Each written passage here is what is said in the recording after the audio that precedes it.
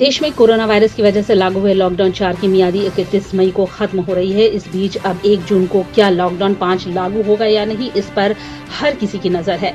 इससे पहले स्वास्थ्य मंत्रालय को कोविड टास्क फोर्स के 2 पैनल ने लॉकडाउन पर रिपोर्ट सौंपी है, जिसमें लॉकडाउन खोलने को लेकर सलाह दी गई है। कोविड टास्क फोर्स के 2 पैनल की अगुवाई CK मिश्रा और डॉक्टर VK पाल कर रहे हैं।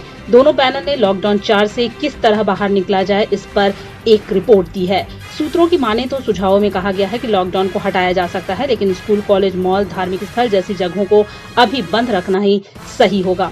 हालांकि अभी इसमें अंतर्राष्ट्रीय उड़ानों को लेकर कोई प्रस्ताव नहीं दिया गया है। इसके अलावा जिन जिलों में कोरोना वायरस की सबसे अधिक मार पड़ी है, वहां पर अभी भी सख्ती बढ़ाने का सुझाव दिया गया है। हालांकि अभी ये सिर्फ पैनल की ओर से दिए गए सुझाव हैं। इन पर अंतिम फैसला गृह मंत्रालय और स्वास्थ्य मंत्रालय ही लेगा। बता दें कि मार्च में गृह मंत्रालय की ओर से 11 पैनल बनाए गए थे, जिनका काम लॉकडाउन को लेकर रिपोर्ट तैयार करना था। गौरतलब है कि लॉकडाउन 5 को लेकर शुक्रवार को ही प्रधानमंत्री नरेंद्र मोदी ने गृह मंत्री अमित शाह के साथ एक लंबी बैठक भी हुई।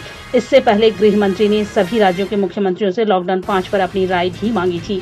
प्रधानमंत्री आवास पर हुई इस बैठक में 31 मई के बाद की रणनीति पर चर्चा की गई। देश में 24 मार्च को पहला लॉकडाउन लगाया गया था। तब से अब तक करीब 70 दिन हो गए हैं और देश में लॉकडाउन है। कोयला वाले घरों को रोशन तो करते ही हैं, बच्चों का भविष्य भी संवारते हैं।